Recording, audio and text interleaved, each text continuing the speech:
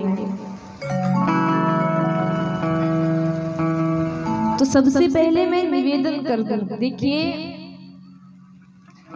आप सभी लोग सुंदर सा भाव लेकर आए हैं कि माता रानी की कथा होगी, तो कथा सुनेंगे चल करके। अच्छे अच्छे भजन होंगे, सुंदर सुंदर कथाएं होंगी, तो आनंद आएगा, कुछ ज्ञान की चर्चा होगी। तो सबसे पहले ही मैं निवेदन कर दूं कि यदि आप ऐसा कुछ सोचे कि मेरे अंदर बहुत ज्ञान होगा, तो मेरे अंदर कोई ज्ञान नहीं है। तो दूसरी बात, यदि आप कह रहे चलो ज्ञान नहीं कोई बात नहीं, अनुभव होगा, तो यहाँ पर बड़े ही विद्वान श्रोताजन बैठे हैं। मेरी उम्र देख करके आप सभी लोग विचार कर लीजिए कि अनुभव नाम की कोई चीज नहीं है। अब ना ज्ञान है ना अनुभव है। अब विचार आप करेंगे कि चलो ज्ञान नहीं है, अनुभव नहीं, वाणी अच्छी होगी, भजन अच्छे लगेंगे, तो ये भी मैं निवेदन कर दूं कि वाणी में कोई मधुरता नहीं है, ना ज्ञान है, ना अनुभव है, ना सुंदर वाणी।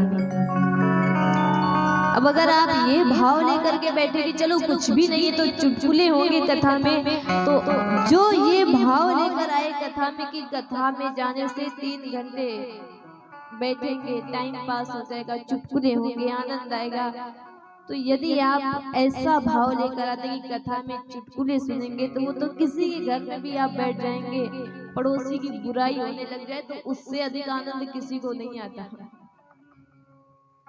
अगर कह दिया जाए कि कथा में आपको बैठना है, 3 घंटे कथा सुनी या किसी की प्रशंसा हो रही, वहां से आप चले जाएंगे उठकर, और किसी की बुराई हो रही हो तो भले ही वो हमारा शत्रु ना हो, भले उसे हम जानते ना, अगर बुराई हो रही है तो सबसे बड़ा चुटकुला मानो मिल गया, 3 घंटे से ज्यादा बैठ सकते हैं।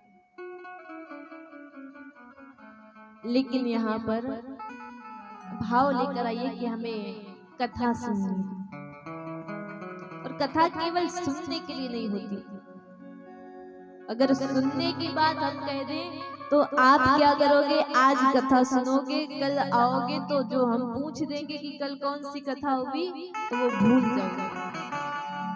कथा सुनिए, सुन करके उस पर थोड़ा विचार कीजिए, उसको अपने हृदय में उतारिए, और एक नियम ले लीजिए। आज पहला दिन है, पहले दिन ही एक नियम क्या लेना है, 8 दिन तक हम कथा सुनेंगे।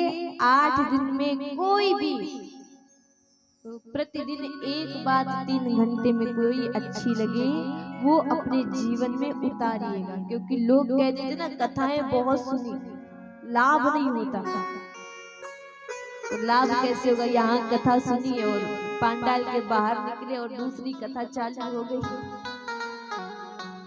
अब मन किसमें लगता है ज्यादा, वो तो आप जानते हो, बताने की आवश्यकता नहीं। अब जिसमें अधिक मन लगाओगे वही तो विचार आएंगे, जो सुनोगे, जो देखोगे, वो मन में चलेगा। मन में चलेगा तो धीरे धीरे वो करने लग जाओगे। जब करने लग जाओगे तो धीरे धीरे आदत पड़ जाएगी, और आदत अगर एक बार पड़ गई वो छूटेगी नहीं। तो इधर उधर की व्यर्थ आदतें डालने से अच्छा है कि भगवान की भक्ति की आदत डाल लीजिए। यहाँ भी कल्याण होगा और वहां जाएंगे वहां भी कल्याण होगा। तो आज जो हम कथा सुनेंगे वो तीनों लोगों की जगत जननी आदि शक्ति माँ भवानी की कथा, और सारी की सारी कथाएं कहाँ से आरंभ होती हैं, एक स्थान, जैसे हम यहाँ पर इस पवित्र भूमि पर बैठे हुए हैं भगवान की कथा सुनने के लिए, ऐसा ही एक स्थान है, एक तीर्थ है जिसका नाम है नैमिष। जब कलिकाल आया, भगवान जब धरा धाम को छोड़ करके जा रहे, कलयुग आ गया, लोग बड़े परेशान हो गए। कलयुग बड़ा सताता था लोगों को, कुछ संत महात्मा, कुछ ज्ञानी पुरुष भगवान के पास में गए और भगवान से कहा, प्रभु कोई ऐसा स्थान बता दीजिए जहां कलयुग हमारी भक्ति पर कोई गलत प्रभाव ना डाल सके, जहां हम आपकी कथाएं सुन सके, आपका भजन कर सके, आपका पूजन कर सके, वहां कोई विघ्न ना आए। अब उस समय भगवान क्या करे? भगवान ने अपने चक्र को आदेश कर दिया और संतों से, महात्माओं से कह दिया, ये चक्र जाइए, इस चक्र के पीछे पीछे चलते जाइए, इसको उद्देश्य करते जाइए, और जहां ये चक्र रुक जाए, इसकी नेमी जहां ध्वस्त हो जाए, उसी स्थान पर आप रह करके भजन कीजिएगा, कथाएं सुनिएगा, वहां कलयुग प्रभाव नहीं डालता है। अब आगे आगे चक्र जा रहा है, पीछे पीछे संत महात्मा जा रहे हैं, एक स्थान पर जाकर के नेमी ध्वस्त हो गई। सारे संत महात्मा वहीं विराजमान हो गए। चक्र की नेमी ध्वस्त होने के कारण उस पवित्र स्थान का नाम तीर्थ नैमिषारण्य पड़ गया। और जितनी भी कथाएं वहां पर होती है, सूत जी महाराज ही उन कथाओं को कहते हैं कि तीर्थ वर नैमिष विख्याता, तीर्थ वर नैमिष विख्याता, तीर्थ वर नैमिष विख्याता, तीर्थ वर नैमिष विख्याता, तीर्थ वर नैमिष विख्याता, तीर्थ वर नैमिष विख्याता, अति पुनीत साधक सिद्धिदाता, अति पुनीत साधक सिद्धिदाता, सिया राम जय राम जय जय राम, सिया राम जय राम जय जय राम, सिया राम जय राम जय जय राम, सिया राम जय राम जय जय राम, सिया राम जय राम जय जय राम, सिया राम जय राम जय जय राम। आज यहाँ पर नैमिषारण्य क्षेत्र में 88,000 संत विराजमान, कोई एक दो संत नहीं, 88,000 संत।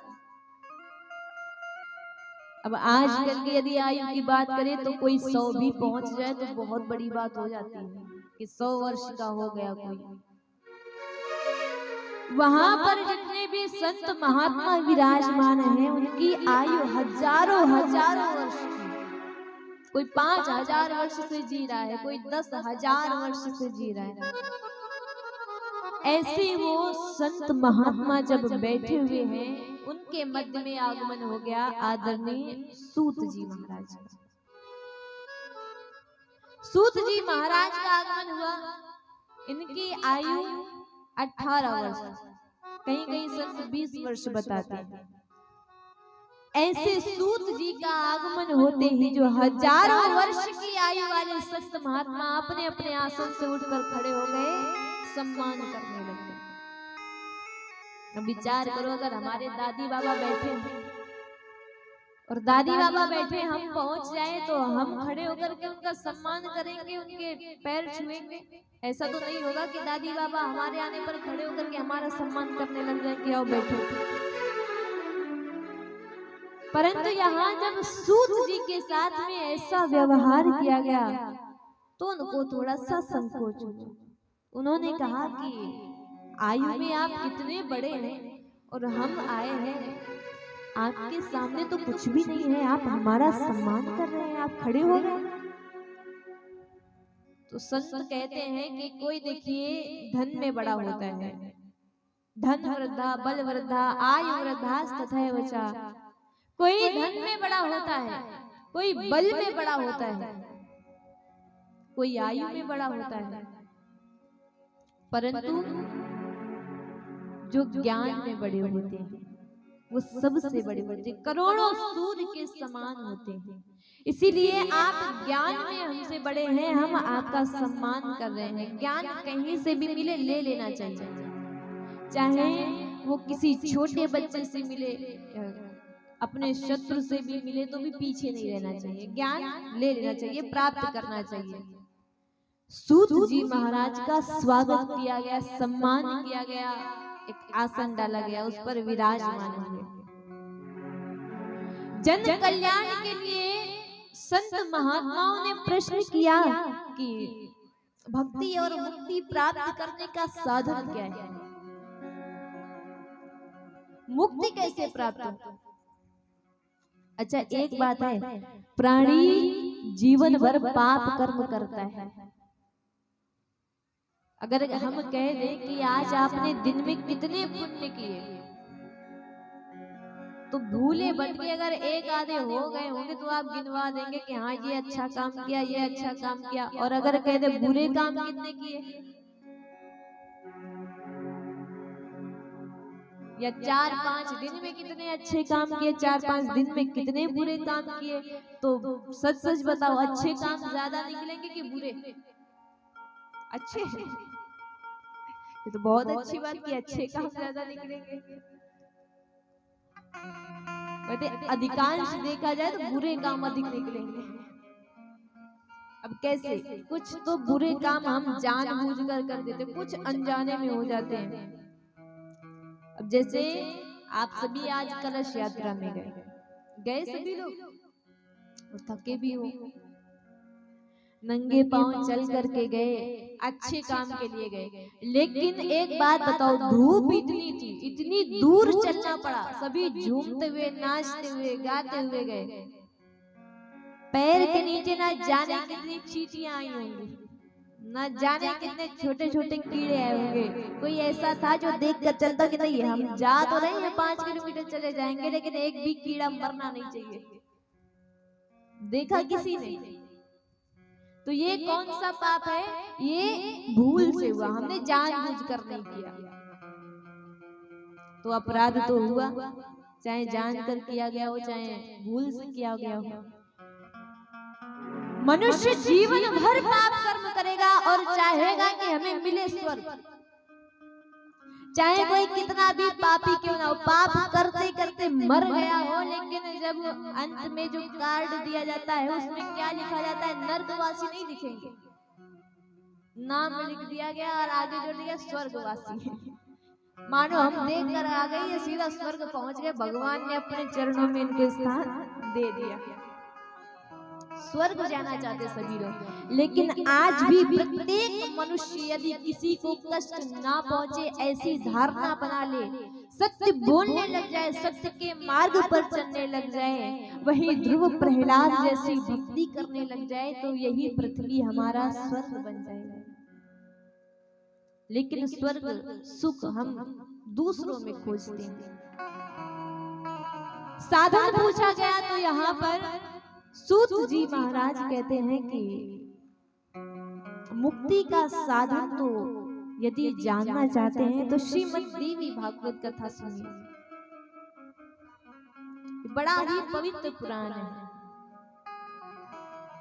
इसका यदि आधा श्लोक भी हमने पढ़ लिया, 18,000 श्लोक है इसमें, और आधा श्लोक भी अगर हमने पढ़ लिया तो भी मनुष्य का कल्याण हो जाएगा। 18 पुराणों में एक पुराण है श्रीमद् देवी भागवत। पूछा गया कि ये देवी भागवत ये कैसी भागवत है? सूत सूत महाभागा वदनो वदतांवरः कीदृशं तत्पुराणं हि विदिस्तत्र वणेक्षका। ये पुराण कैसी, इसकी कथा कैसी है और किसने इस कथा को सुना है, इसके सुनने की विधि क्या है, कौन सी विधि से सुने, कितने दिनों में सुने? सूत जी महाराज कहते हैं कि ये जो श्रीमद् देवी भागवत कथा है ये भागवत की तरह ही है। श्रीमद् भागवत में 18,000 श्लोक है और श्रीमद् देवी भागवत में इसमें भी 18,000 श्लोक। श्रीमद् भागवत में 12 स्कंद है और श्रीमद् देवी भागवत में भी 12 ही स्कंद है। बस थोड़ा सा अंतर पड़ जाता है, क्योंकि श्रीमद् देवी भागवत में 318 अध्याय हैं और श्रीमद् भागवत जी में 335 अध्याय हैं। जहां पर ये कथाएं होती हैं वहां पर सारे के सारे तीर्थ स्वयं ही चले जाते हैं। इसीलिए देखिए आप इस समय कहाँ बैठे हैं? तीर्थ स्थान में, बड़ा पवित्र तीर्थ, सारे के सारे तीर्थ चले आए, भगवान चले आए, भगवान के पार्षद चले आए, इसलिए सुंदर भाव लेकर आना। अब आप लोग तो आए हो, पता नहीं कौन सा भाव लेकर आए हो।